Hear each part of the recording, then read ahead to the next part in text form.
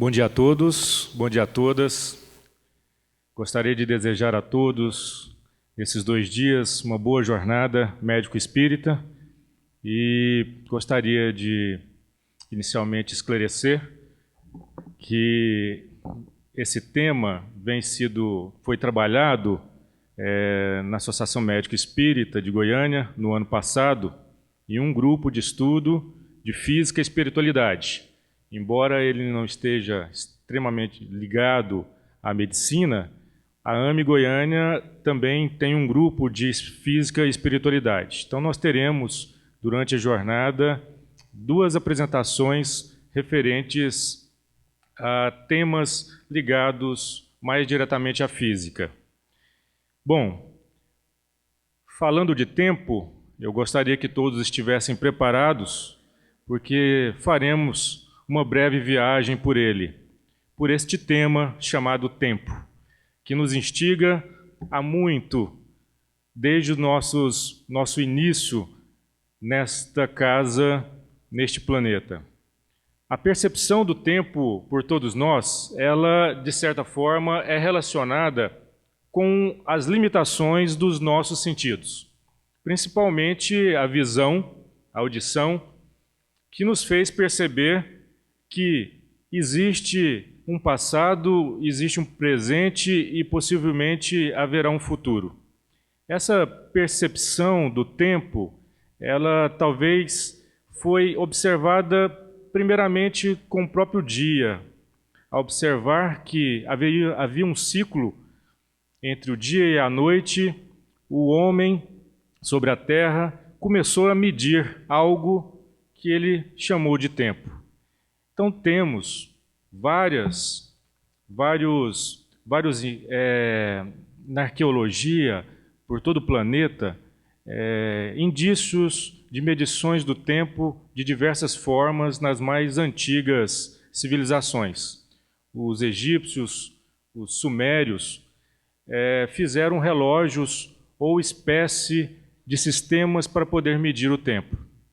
O Sol, como era característico pelo ciclo de um dia, talvez tenha sido, então, a nossa primeira referência.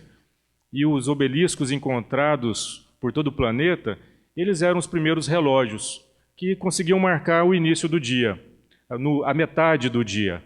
E o próprio relógio solar, que depois foi fragmentado em outras divisões, nos possibilitava organizar a sucessão de atividades nossas durante os dias. Outras evidências, outras formas de medição do tempo são encontradas por todo o planeta. Por exemplo, os Stonehenge na Inglaterra, que durante muitos anos intrigou os cientistas sobre a necessidade, o que seria. Ele não passa de um relógio, onde que o Sol, fazendo sombra por entre as passagens das pedras, indicavam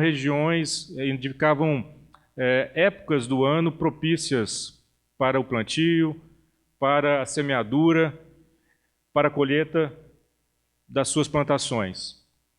Então, o relógio que marca algo como uma sucessão de eventos ou como ciclos tem sido para a gente a nossa noção de tempo.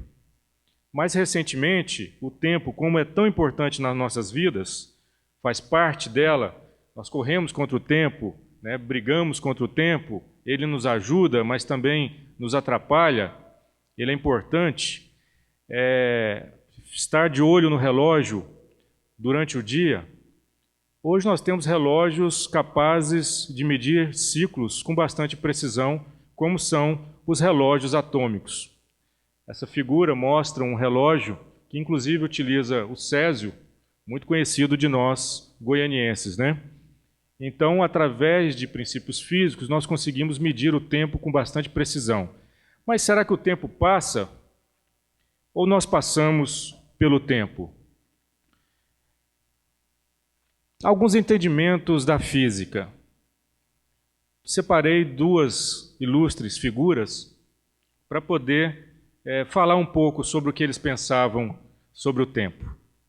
Isaac Newton foi o primeiro a falar sobre o tempo e definir que ele passa do mesmo jeito para todos em qualquer lugar.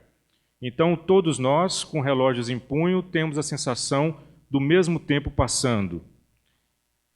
Outro conceito de Isaac Newton é que o espaço também era eterno e rígido. Então, nesse espaço, chamado palco de Newton, todas as coisas estão contidas. Todos os objetos, o próprio planeta, as estrelas, as galáxias, todas estão contidas em um universo eterno e rígido e absoluto.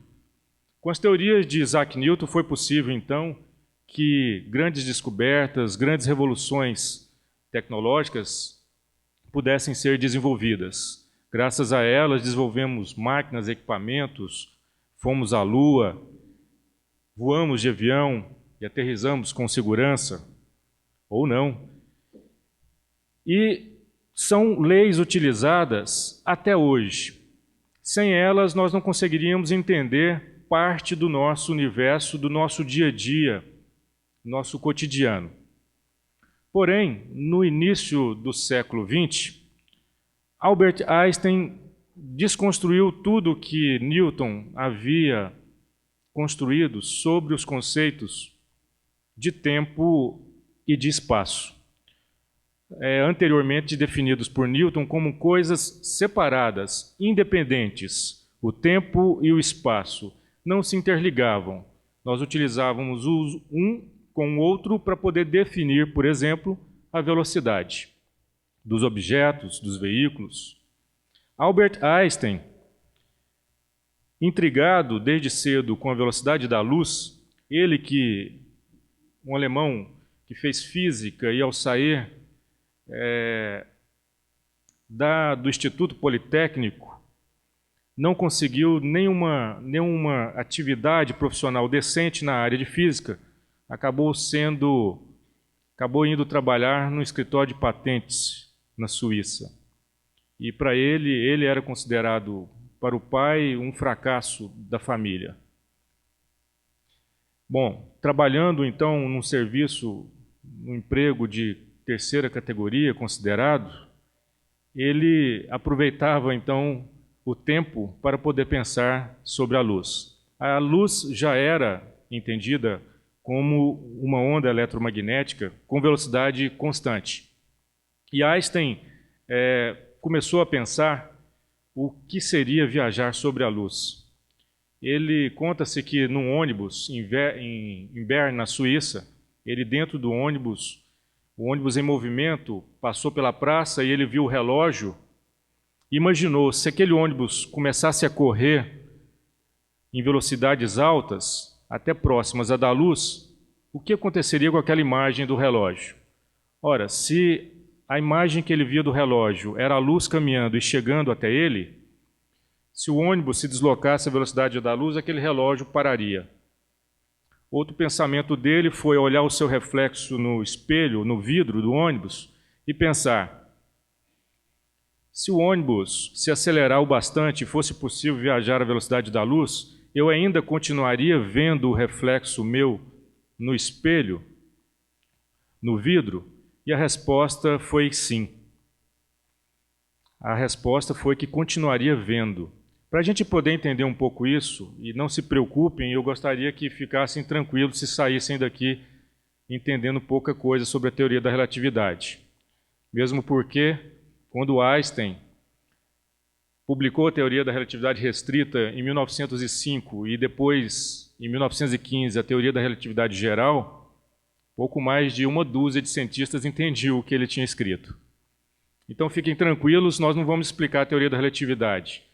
Vamos ver os seus efeitos e ficar intrigados com ela, como os primeiros cientistas ficaram. Mas imaginemos dentro de um carro, pela rodovia, e à medida que a gente quer acelerar, basta pisar no acelerador, e ao passar por uma lombada eletrônica, a gente consegue ver a nossa velocidade, a velocidade do veículo. Assim também como olhando no velocímetro é possível medir a velocidade. Agora vamos imaginar que nas estradas tivesse uma lombada eletrônica, um radar, capaz de medir a velocidade da luz que sai do farol do carro. Então, ao passar pela rodovia, eu veria registrado a velocidade da luz, que é aproximadamente 300.000 quilômetros por segundo. Ora, se esse carro se acelerar, a gente imagina que o fato da luz estar vindo do farol do carro teria que se somar, e essa lombada eletrônica, esse radar, indicaria 300.000 quilômetros por segundo mais a velocidade do carro. E se chegássemos a velocidade bem alta com esse carro, e se esse carro continuasse viajando em velocidades bem superiores, passasse por uma outra lombada, seria interessante ver que a velocidade continuaria sendo 300.000 quilômetros por segundo. Ou seja, a velocidade da luz não muda em hipótese alguma. Ela independe de um referencial. Isso intrigava Einstein. Qual a explicação? Duas coisas precisavam acontecer. Ou o tempo desacelerar para que isso fosse possível, ou o espaço se contrair. E esta foi a conclusão de Einstein. Espaço e tempo não poderiam estar separados e faziam parte da mesma coisa. Ao se movimentar, portanto, nós estamos não movimentando pelo espaço de Newton, como Newton previu, mas nós estamos nos deslocando pelo espaço e o tempo. Ora, algumas consequências disso são muito bizarras para o nosso entendimento. Por exemplo, ao observar um carro de Fórmula 1, quer dizer que ele se movimentando, para quem está dentro desse carro de Fórmula 1, o tempo desacelera, passa mais devagar.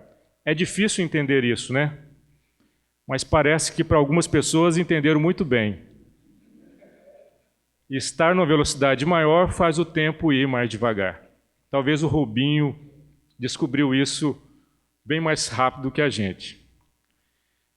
A teoria da relatividade geral, ela nos intriga mais ainda porque de 1905 a 1915, Einstein preencheu a teoria com a gravidade. Newton não explicava a gravidade, ele simplesmente dizia que era uma força misteriosa que atraía os corpos.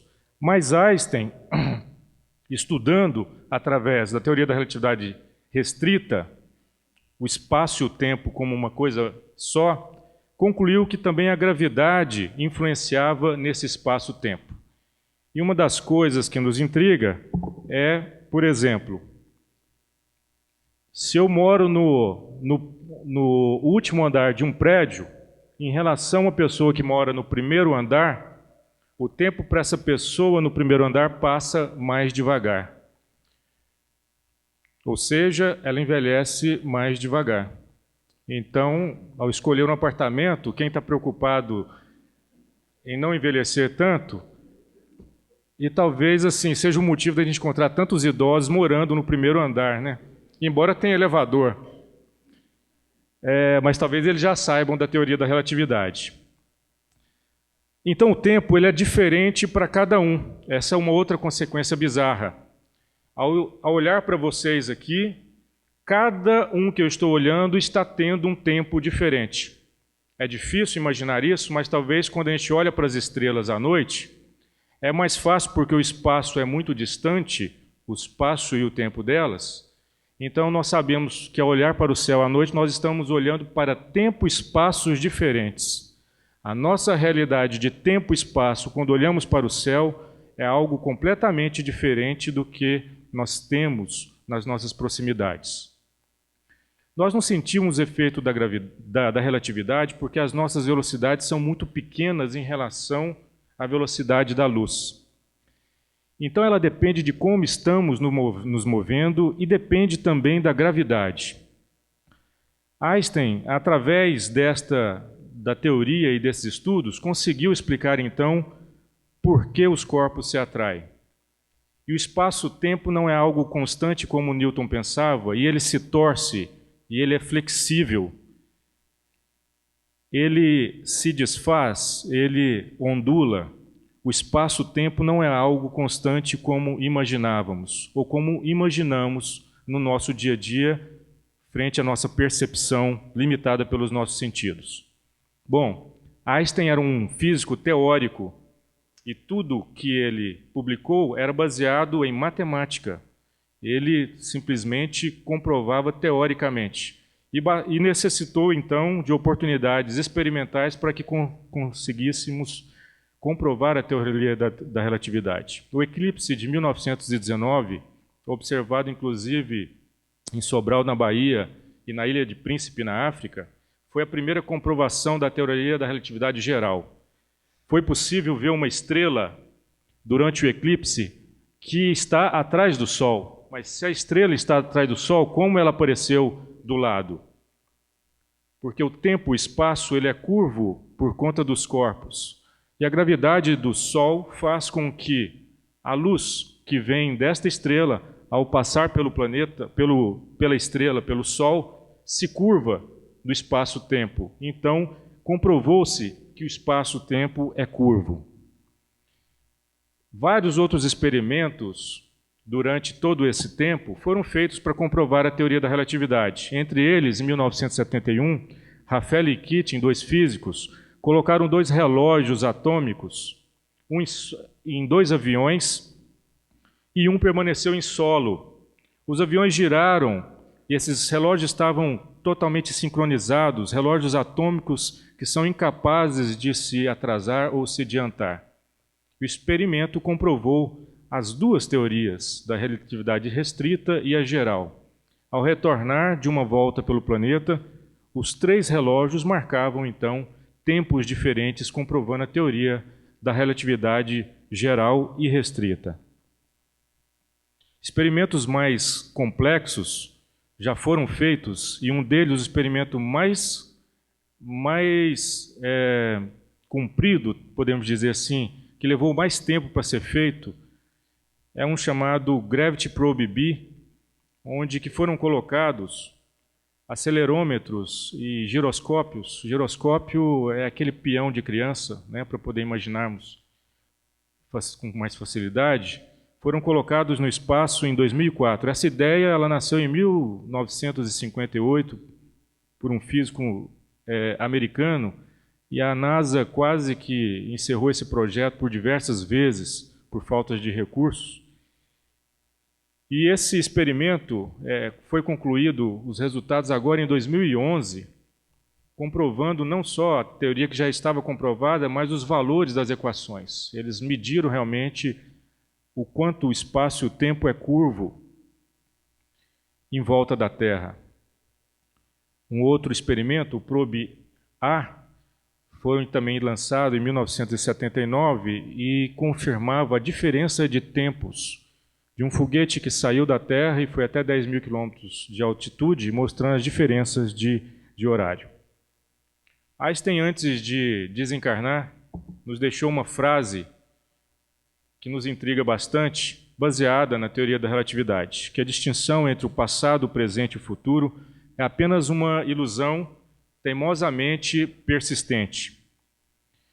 A teoria da relatividade é tão importante para nós hoje em diversas tecnologias no nosso mundo moderno. Eu separei apenas uma delas, que é o GPS.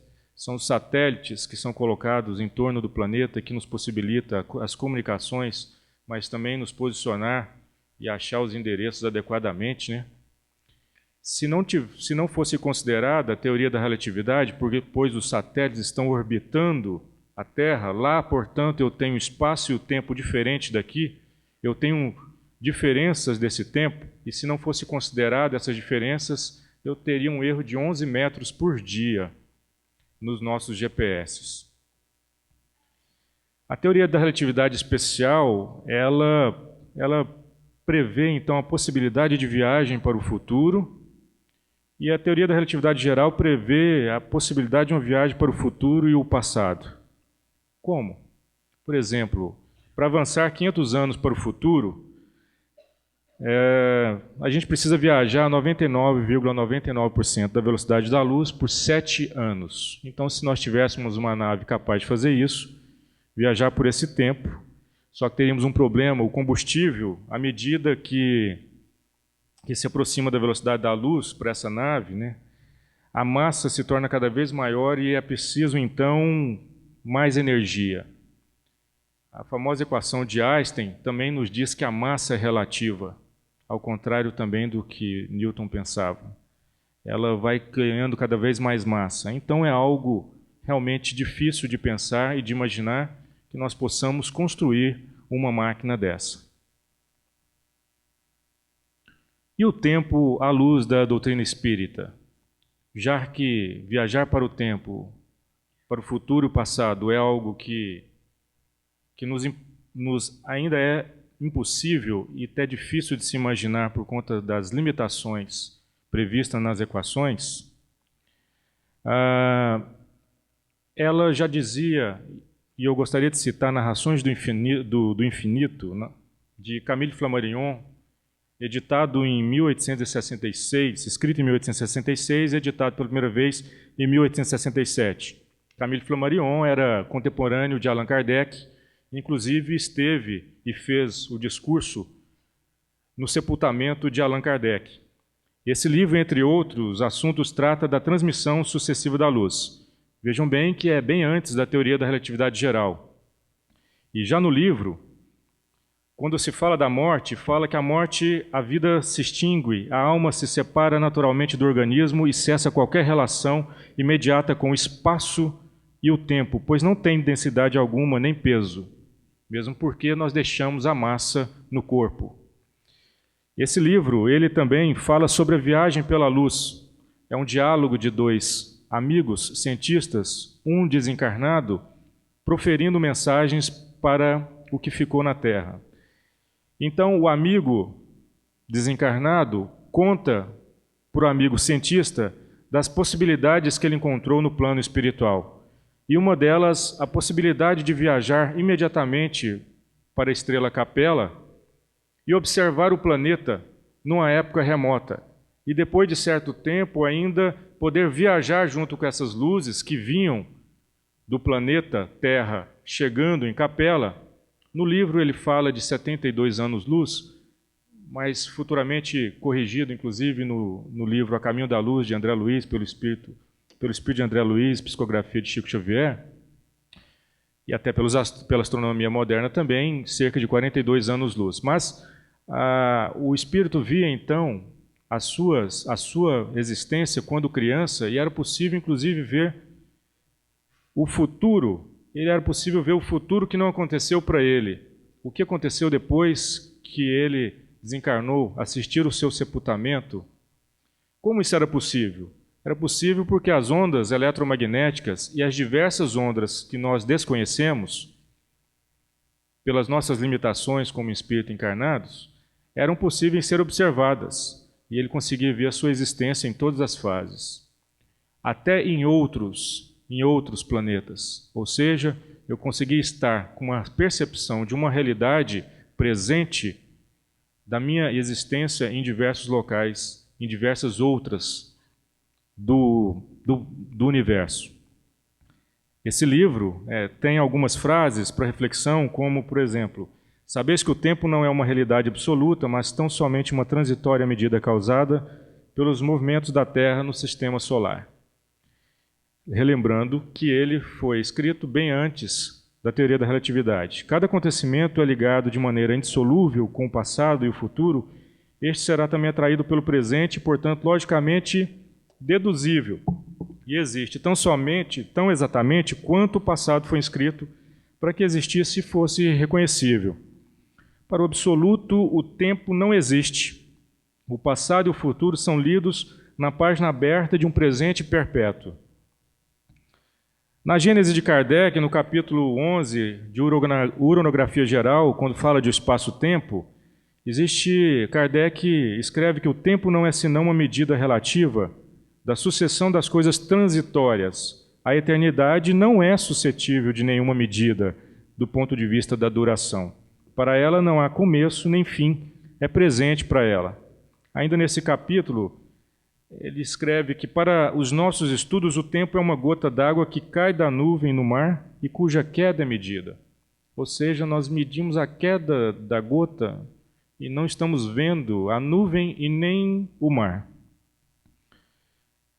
No capítulo 16 da Teoria da Presciência, pois que de conformidade com o grau de sua perfeição, falando do espírito, possa um espírito abarcar um período de alguns anos, de alguns séculos, mesmo de muitos milhares de anos. Então, a percepção do passado, do presente e do futuro, para quem dispõe de sentidos, em função da sua perfeição, da sua evolução, é capaz de prever e discernir coisas a qualquer tempo. Os acontecimentos não se desenrolam sucessivamente, ele vê simultaneamente o começo e o fim do período. Todos os eventos que nesse período constituem o futuro são o presente. Para o Criador, então, para Deus, o tempo não existe. O princípio e o fim dos mundos lhe são o presente. Ora, é fácil entender que para Deus, se o futuro fosse incerto,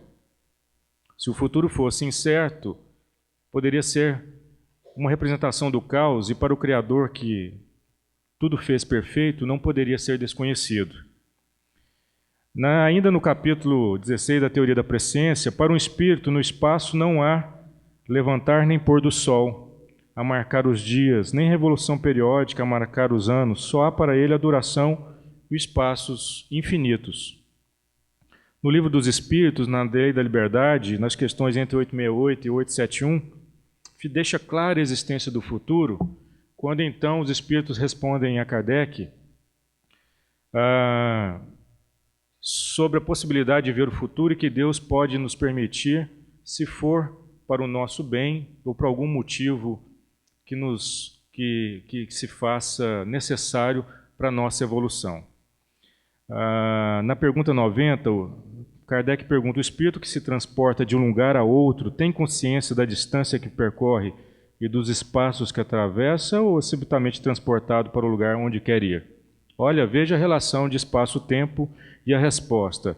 Ocorrem ambas as coisas. Ora, se ocorrem ambas as coisas, vamos ver a continuação da resposta. O espírito pode muito bem, se ele quiser, tomar conhecimento da distância que percorre, mas essa distância pode desaparecer completamente, dependendo da sua vontade, da sua natureza mais ou menos depurada.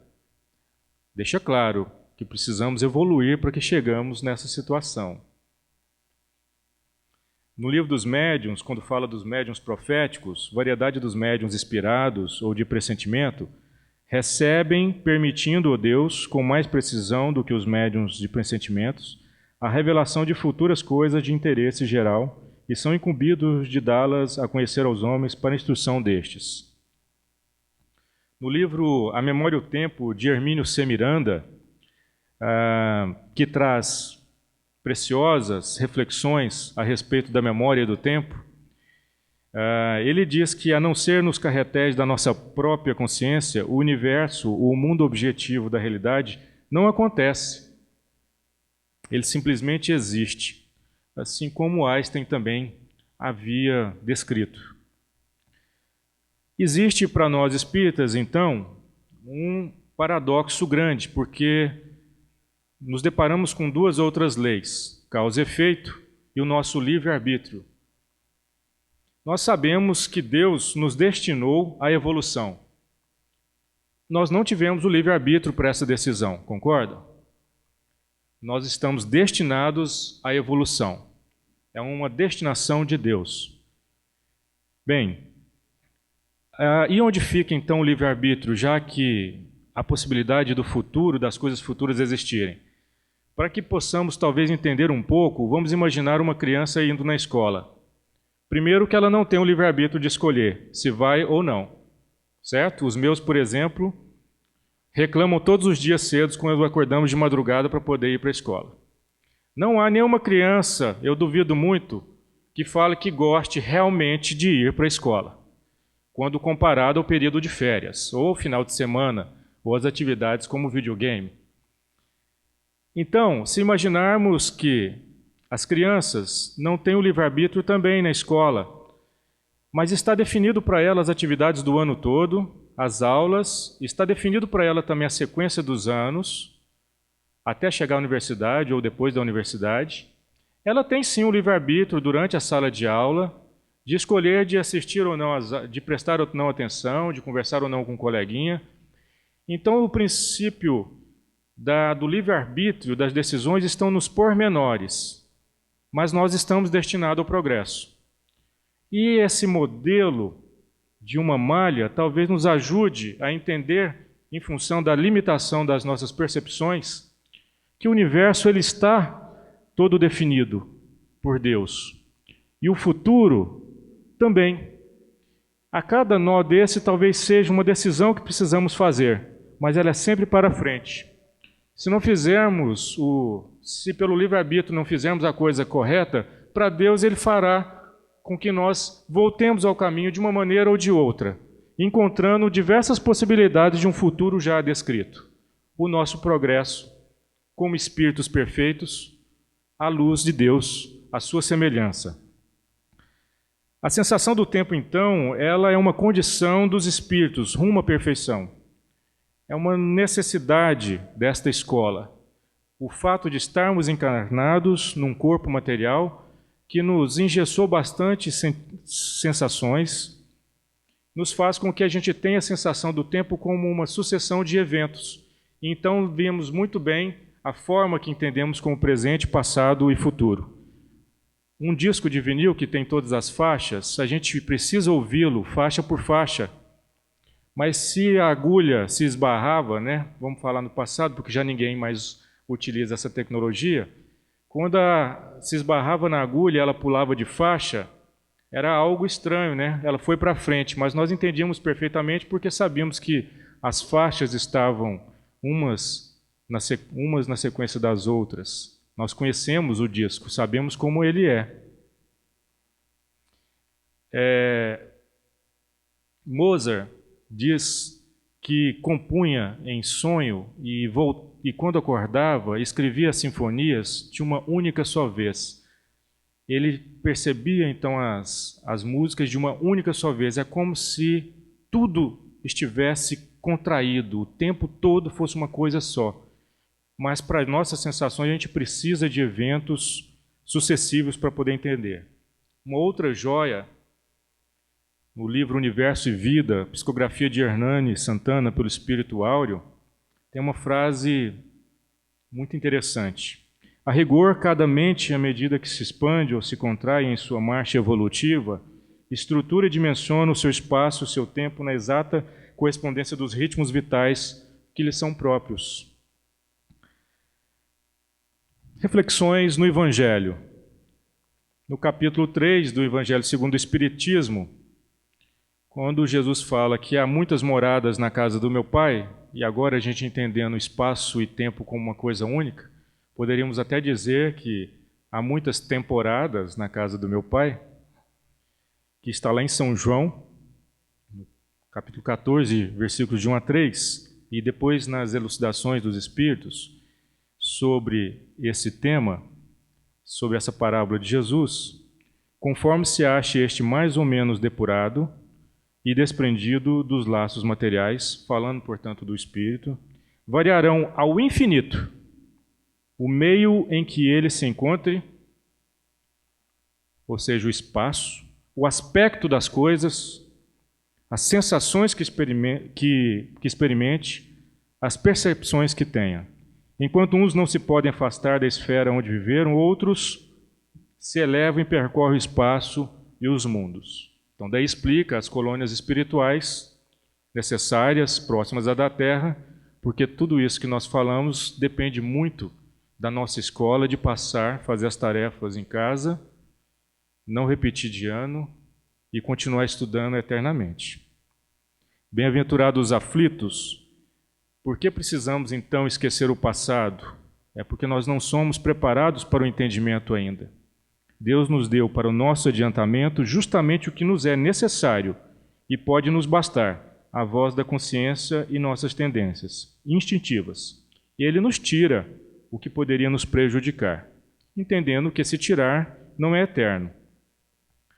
Uma conclusão temporária que eu retirei do livro A Memória e o Tempo, que o tempo não é mera sucessão de eventos, portanto, que a gente mede de relógio em punho. Há nele transcendências, ainda inexplicadas, mas certamente explicáveis no tempo devido, sem trocadilho. Que Jesus nos abençoe a todos, em todos os tempos. Obrigado.